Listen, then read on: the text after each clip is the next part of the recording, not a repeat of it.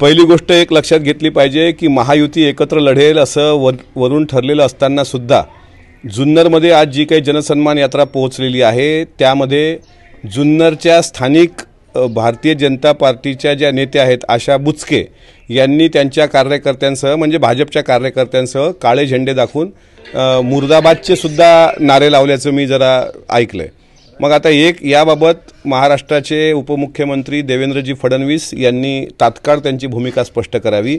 महायुतीत तुम्हाला एकत्र लढायचं आहे की नाही, की भारतीय जनता पार्टीला असंच कुठेही काही म्हणजे तुम्ही मोकाट सूट दिलेली आहे का, की तो कार्यक्रम हा काही राजकीय कार्यक्रम नाही आहे, तो राष्ट्रवादी काँग्रेस पक्षाचा स्वतंत्र कार्यक्रम आहे। आणि काल तुमच्या सर्वांना माहीत असेल की मुख्यमंत्री आणि दोन्ही उपमुख्यमंत्र्यांनी लाडकी बहीण योजनेचा भव्य शुभारंभ वचनपूर्ती सोहळा पुण्यामध्ये केला।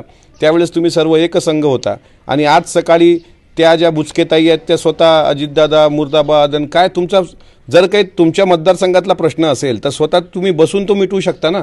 अशा प्रकारे भारतीय जनता पार्टीने जे काही झेंडे दाखवले काळे आणि आमचे राष्ट्रीय अध्यक्ष अजितदादांचा ज्या प्रकारे म्हणजे एक प्रकारे त्यांचा अवमानच केला आहे त्याचं उत्तर देवेंद्रजींनी द्यावं। देवेंद्रजींना महायुती टिकवायची आहे की नाही ते एकदा सांगावं। आणि जर आम्ही असा प्रकार देवेंद्रजींबद्दल केला असता किंवा भाजपच्या कोण्या वरिष्ठ नेत्यांबद्दल केला असता तर भाजपने तो खपून घेतला असता का हे सांगावं। राष्ट्रवादी काँग्रेस पक्षाचा एक कार्यकर्ता म्हणून भाजपच्या अशा अश्लाघ्य कृत्याचा मी जाहीर निषेध करतो। तात्काळ जर देवेंद्रजींनी खुलासा केला नाही तर महायुतीचं भविष्य चांगलं राहणार नाही, एवढं लक्षात ठेवा। मला असं वाटतं की जनसन्मान यात्रा ही अत्यंत पॉप्युलर होते आणि आमच्या मित्रपक्षाला असं वाटायला लागलं आहे का की अजितदादा एकटेच त्याच्यामध्ये फेमस होत आहेत म्हणून तुम्ही असं काही केलं आहे का। आता लोकसभा झाली, लोकसभेमध्ये लोकांनी जो काही तुम्हाला म्हणजे महायुतीला तिथं आरसा दाखवला त्याच्यानंतर तरी आता दुरुस्त व्हा ना।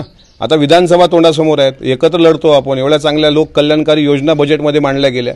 हे सगळं असताना अशा प्रकारे काळे झेंडे दाखवून भाजपला काय पुरुषार्थ साधायचा आहे।